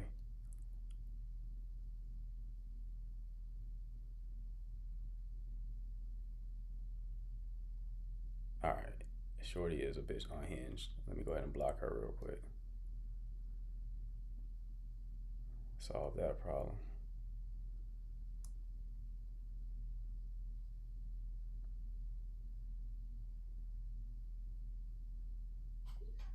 Hello. Hello. Hey, how you doing? Hi, how are you? Good. What can I do for you? My question is, why didn't I get a fair chance at the relationship after carrying his child? Okay. So basically, I have a history of growing up with this person, and his mom and my grandmother are best friends. That's pretty much how that went. We've been in relationships separately, and we finally got opportunity to like reconnect. When we reconnected, I got pregnant pretty fast. That's just how it happened. So he didn't really he wasn't really happy, but we had pretty much said, hey, we're not getting an abortion. We agreed on that. So I just became adult real fast about it, accepted it, went through with it. This is my first child. This is his second child.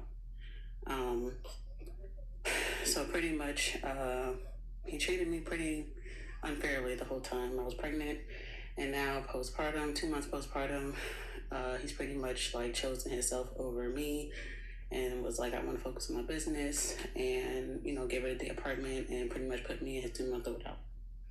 So I'm kind of unsure on like why he just like didn't, if he knew he wasn't ready to like do none of this stuff, like be with me or whatever, and just be single, why keep leading me on and put me in a situation like this? So How was get he a fair chance. How was he leading you on? He said, "Oh, you can come live with me. You can, we can figure this out and stuff like that." Like, but the whole time he was always like making me last priority. Like, not spending no quality time, not trying to like give a relationship a chance. So I don't want to make it like a long story. I can make it a long story. Trying to like. No, I appreciate. You must be a regular viewer then. You're making it succinct. I appreciate that. I'm just thinking. So okay, were y'all like having fights when you were there?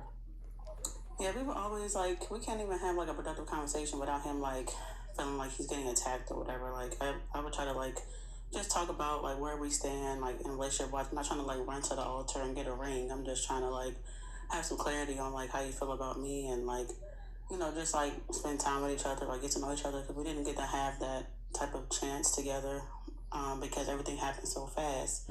But I'm just like at least okay with like helping him, like giving him the space to like heal. But then again, I want to like work on something because we are like parents now. Yeah. Yeah. I mean, I get it, love. I think the biggest flaw here is that you just got pregnant too fast, right? Before you could assess the character of the individual. Takes time to get to know people, right? And you said he kicked you and your child out? Yeah, I have to go back to North Carolina, and like next month. Gotcha. So, because the lease is up next month, and he pretty much wants to like focus on his business and stuff like that. And he just didn't think about me and him in a sense. He's just like, oh, you know, that's what I feel like do. I never wanted Is to. he? You said he has another child. Is he active in that child's life? Yeah, it's that's why I said it's like it's more to the story, but like his mother of his last child, they broke up soon after he contacted me. Okay. Is he active in that child's life?